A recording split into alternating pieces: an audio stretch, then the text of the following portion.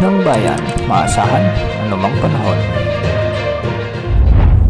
Magandang araw po sa ating lahat. Narito na ang latest update sa magiging lagay ng ating panahon ngayon at sa magiging lagay ng panahon sa susunod na 24 oras. Sa kasalukuyan, patuloy nating minomonitor ang low pressure area na tumawid na sa kalupaan ng Luzon kaninang umaga. Huli itong namataan sa coastal waters o sa katubigang sakop kanluran ng La Union. Ayon sa Pag-asa, nasa katamtaman pa rin ang tsansa nitong lumakas bilang bagyo sa susunod na 24 oras. At kung sakaling lumakas ito bilang bagyo na nasa loob pa ng ating area of responsibility, ay tatawagin itong bagyong Fabian. Pero kung sakaling lalabas ito sa ating PAR bilang low pressure area pa rin, ay patuloy na itong kikilos ng pakanluran hanggang sa mag-dissipate o malusaw na ito sa karagatan ng South China Sea. Dahil pa rin sa epekto ng LPA, asahan pa rin ang maulap na kalangitan na may mga kalat-kalat na pag-ulan at pagkidlat pagkulog sa buong Ilocos region at kasama na ang Zambales. Kaya posible pa rin ang banta ng mga biglaang pagbaha at pagguho ng lupa, lalo na kung may mga umiiral na katamtaman at malalakas na pag-ulan. Samantala,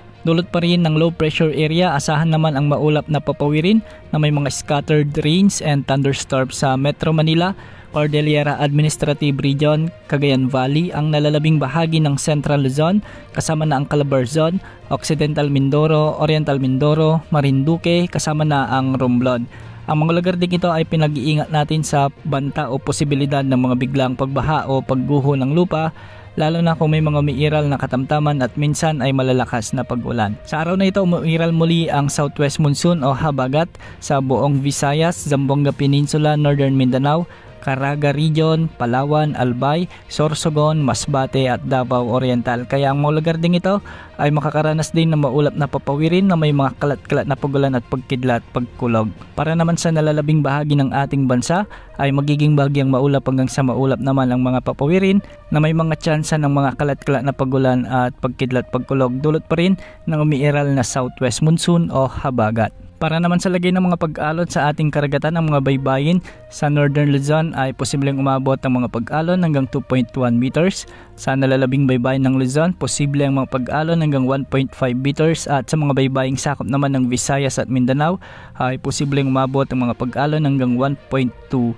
meters. Samantala, isa pang bagyo ang ating minomonitor sa labas ng ating area of responsibility. Huli itong namataan sa layong 2,730 kilometers silangan ng Northern Luzon. Taglay nito ngayon ang lakas ng hangin na umaabot sa 45 kilometers per hour malapit sa gitna at pagbugsong umaabot sa 55 kilometers per hour. Kumikilos ito ngayon ng pahilaga sa bilis na 10 kilometers per hour. Base sa forecast track nito, at ayon din sa Pag-asa, posible itong pumasok sa ating area of responsibility sa mga susunod na araw dahil kikilos ito ng pakanluran. Itutulak ito ng isang high pressure area o ridge ng high pressure area mula sa timugang bahagi ng Japan.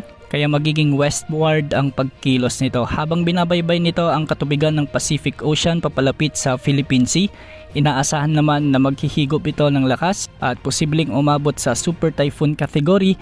Ayon naman ito sa outlook na inilabas ng Joint Typhoon Warning Center mula sa Amerika. Sa araw ng Lunes, inaasang papasok na ito sa ating area of responsibility.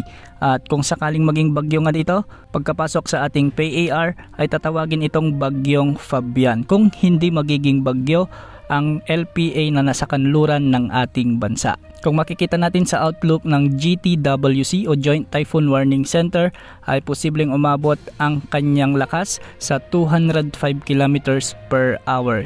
Malakas na ito at isa na itong Super Typhoon category kung pagbabasehan natin ang lakas nito mula sa Pag-asa. Dahil malayo at matagal pa, posible pa ang maraming pagbabago ukol sa forecast na ito. Laging umantabay sa ating channel at ating imo-monitor ang potensyal na sama ng panahon na ito dahil posible itong makaapekto sa ating bansa lalong-lalo na sa may extreme northern Luzon sa susunod na linggo.